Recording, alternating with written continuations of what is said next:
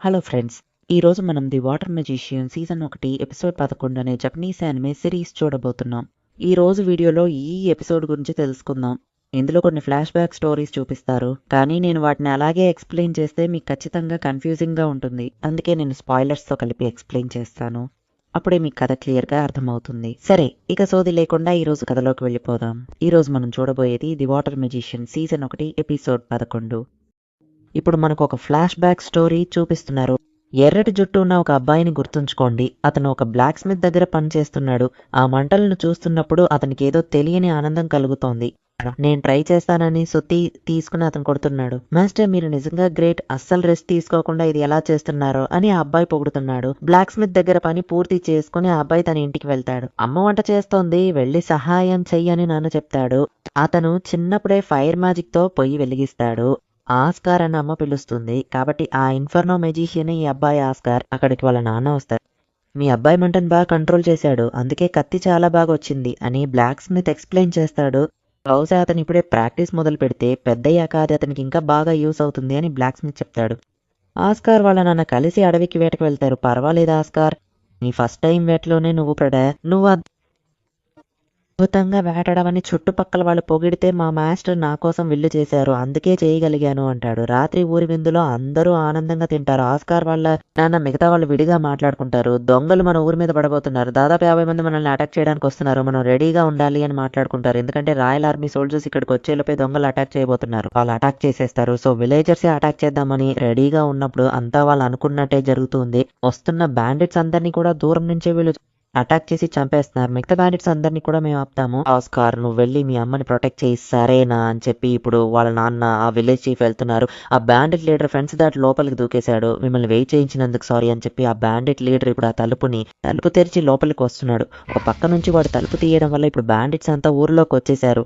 Oscar వాళ్ళ అమ్మ వాటిని స్పియర్తో అటాక్ చేద్దామని ట్రై చేసింది. ఆ బ్యాండిట్ వాడు తన కళ్ళ ముందే వాళ్ళ అమ్మని చంపేసి నేను వదలను అని ఫైర్ ని డిస్ట్రాక్షన్ లా వాడి స్లాట్ తో అటాక్ చేస్తే ఆ బ్యాండిట్ చాలా ఈజీగా ఆపేస్తాడు. ఆస్కార్ వాళ్ళ నాన్న వెంటనే వచ్చి వాడిని ఆపి తన వైఫ్ చనిపోయిందని చూస్తాడు. నిన్ను వదలనురా అని చెప్పి ఆ బ్యాండిట్ ని అటాక్ చేస్తే ఆస్కార్ వాళ్ళ నాన్నని కూడా వాడు చంపేస్తాడు. అంతా పోయింది. చాలా బ్లడ్ స్మెల్ కి మాన్స్టర్స్ అంతా ఈ ప్లేస్ కి వచ్చేస్తాయి, త్వరగా ఇక్కడ నుంచి వెళ్ళిపోవడం బెస్ట్ అంత అంతా ఉన్నా ఒకటి చెప్తాడు. అదే విధంగా చాలా మాన్స్టర్స్ వచ్చి అక్కడ చనిపోయి ఉన్న జనాన్ని అటాక్ చేసి తినేస్తున్నాయి. ఆ బ్లాక్ స్మిత్ పరిగెత్తుకుంటూ వచ్చి చూస్తాడు వాళ్ళ అమ్మ నాన్న చనిపోయారు. ఆస్కార్, త్వరగా ఇక్కడి నుంచి వెళ్దాం, చాలా వుల్ఫ్ మాన్స్టర్స్ వస్తున్నాయి అని చెప్పగానే నేను కూడా మా అమ్మ నాన్నతో పాటే చనిపోవాలి అని వాడు అంటాడు. నువ్వు బ్రతకాలి, మీ పేరెంట్స్ కూడా అదే కోరుకుంటారు, త్వరగా రా, నీ కోసమే వాళ్ళు సాక్రిఫైస్ చేశారు అని చెప్పి బయటికి ఎస్కేప్ అవుదామని చూస్తే మాన్స్టర్స్ అంతా వీళ్ళని చుట్టుముట్టేశాయి. నేను డిస్ట్రాక్ట్ చేస్తాను, నువ్వు నది వైపు పరిగెత్తు అని చెప్పి ఆ బ్లాక్ స్మిత్ కూడా తనని తాను సాక్రిఫైస్ ఆస్కార్ ను పంపగా తోడేలు దాడి చేయడంతో నదిలో పడిపోయాడు. కళ్ళు తెరిచి చూస్తే తను ఒక నోబెల్ మ్యాన్ ఇంట్లో ఉన్నాడు. నదిలో కొట్టుకుపోతుంటే గ్రామస్తులు రక్షించారని ఆయన చెప్పగానే నా పేరు ఆస్కార్ అని చెప్పాడు.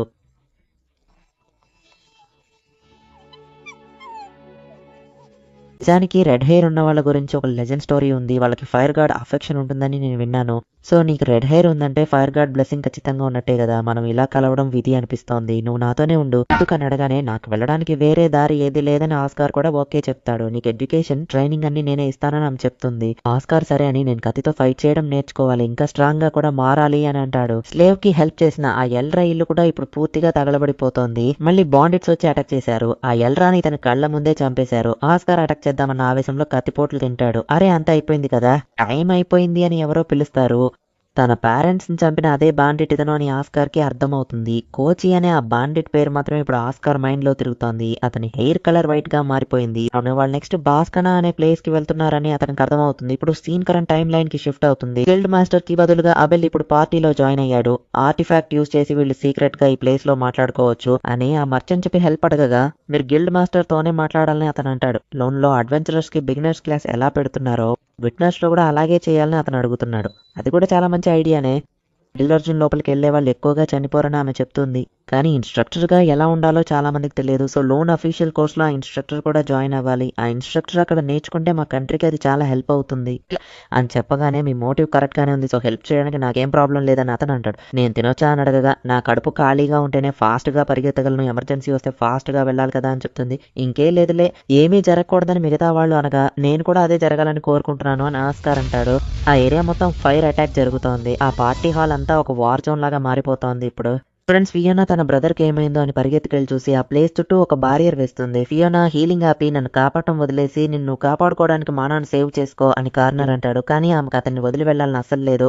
దూరంగా అటాక్ జరగని ఒక చోటు ఉంది, అక్కడికి వెళ్తే సేఫ్గా ఉండొచ్చని ఫియోనా చెప్తుంది. అటాక్ చేసేవాళ్ళు కంటపడ్డ ప్రతి ఒక్కరిని వెతికి మరీ చంపేస్తున్నారు. అందుకే వీళ్ళిద్దరూ విడిగా వెళ్ళి ఆ చోట దాక్కుంటారు. ఫియోనా, నీ నైట్ సూట్ వాళ్ళు ఇప్పుడు వాళ్ళు రౌండ్స్లో ఉన్నారు, వాళ్ళని పిలవగలవా అని అడిగితే దారి ఉంది కానీ బ్యాండిట్స్కి మన లొకేషన్ తెలుస్తుంది అంటుంది.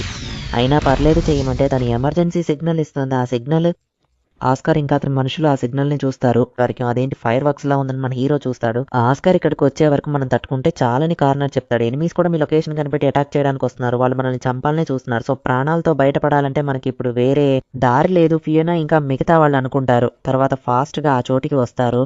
అక్కడ చాలా మంది చనిపోయి పడి ఉంటారు. ప్రిన్సెస్ ఫియోనా మ్యాజిక్ ఇంకా కత్తి రెండు వాడగలదు. తను అటాక్ చేస్తుంది. కార్నాట్ కూడా తనదైన మ్యాజిక్ యూస్ చేసి శత్రువుని అటాక్ చేస్తున్నాడు. ప్రొటెక్ట్ చేయడానికి చుట్టూ ఒక శాంక్చురీ క్రియేట్ చేస్తానని తను ట్రై చేస్తే ఈలోపు విలన్స్ అటాక్ చేస్తారు. వెంటనే ఫియోనా దాన్ని అడ్డుకుంటుంది. ఫియోనా చాలా మ్యాజిక్ వాడటం వల్ల బాగా అలసిపోతుంది. ఇంతలో అక్కడ హఠాత్తుగా వేరే ఎవరో అక్కడ మంత్రాలు వాడుతున్నట్టు సౌండ్ వినిపిస్తుంది. ఆస్కార్ అక్కడికి వచ్చి చూసి ప్రిన్సెస్ చనిపోయి ఉంటుందేమో అని అతని మనుషులు అనడంతో దానికి ఛాన్స్ లేదు, బహుశా గాయపడి ఉండొచ్చు, త్వరగా కనిపెట్టండి అని ఆస్కార్ పరిగెడతాడు. అక్కడ ఏదో లోషన్ ని చూస్తుండగా ఫియోనా కార్నాట్ పక్కకి నెట్టేసింది. కింద నుండి పేలుడు జరిగింది. షీల్డ్ వేసినా కూడా ఫియోనా గాల్లోకి ఎగిరి కింద పడింది. ఇదంతా ఆస్కార్ కళ్ళ ముందే జరిగింది. అది జరుగుతుంది. మళ్ళీ తనకి ఇష్టమైన వాళ్ళని కళ్ళ ముందే కోల్పోతున్నానా అని ఆస్కార్ కి చాలా టెన్షన్ వస్తుంది. మాస్టర్, నా తమ్ముడిని కాపాడండి అని ఫియోనా ఆస్కార్ ని అడుగుతుంది. కార్నాట్ ని ప్రొటెక్ట్ చేయమని చెప్పి తను అలా ఆస్కార్ కింద పడే చోటుకి పరిగెడతాడు. హీరో ఫ్రెండ్స్ ఫుడ్ కొన్నారు కానీ ఎవరూ రాలేదు. బీచ్ లో వెయిట్ చేస్తుంటే పైన కోటలో వెలుతురు చూశారు. ఇంతలో కొండపై నుండి హఠాత్తుగా ఫియోనా కింద పడిపోతుంటే మెల్స్ వెంటనే వెళ్ళి ఫియోనాని పట్టుకుని కాపాడతాడు. తను స్పృహలో లేదని వీళ్ళు చూస్తుండగా ఎనిమీస్ వాళ్ళని చంపడానికి వస్తారు. అప్పుడు ఈట ఇంకా మిగతా వాళ్ళు వెళ్ళి వాళ్ళని అడ్డుకుంటారు. అందరు కలిసి పోరాడతారు. వాళ్ళు ఆ చోక్రాస్ తో ఫైట్ చేసి వాళ్ళని ఓడించేస్తారు. ఇక ప్రిన్సెస్ ని కాపాడేసామని వీళ్ళు అనుకుంటుండగా అస్కార్ అక్కడికి వచ్చి మన హీరో ఫ్రెండ్స్ ని చూసి వాళ్ళే దొంగల్ని తప్పుగా అర్థం చేసుకుంటాడు. అస్కార్ తనని చంపడానికే వచ్చాడని కూడా అనుకుంటాడు. అలా వీళ్ళు కూడా తప్పుగా అర్థం చేసుకుంటారు. ఈ ఎపిసోడ్ ఇక్కడతో ముగుస్తుంది. అస్కార్ ఆల్రెడీ తన కళ్ళ ముందే తనకి ఇష్టమైన వాళ్ళని ఇలాంటి మంటల్లోనే కోల్పోయాడు. అందుకే అతను ఆల్రెడీ చాలా కోపంగా టెన్షన్ గా ఉన్నాడు. అసలు సిచ్యుయేషన్ ఏంటనేది మన హీరో ఫ్రెండ్స్ కి అస్సలు తెలియదు. కత్తితో వస్తున్న అస్కార్ ను చూసి శత్రువు అని పొరబడతారు. మన హీరో కూడా వస్తున్నాడని అతని ఫ్రెండ్స్ చెప్తారు. ఏం జరుగుతుందో నెక్స్ట్ ఎపిసోడ్ లో చూడండి. Thank you for watching. By guys. Next episode లో కలుద్దాం.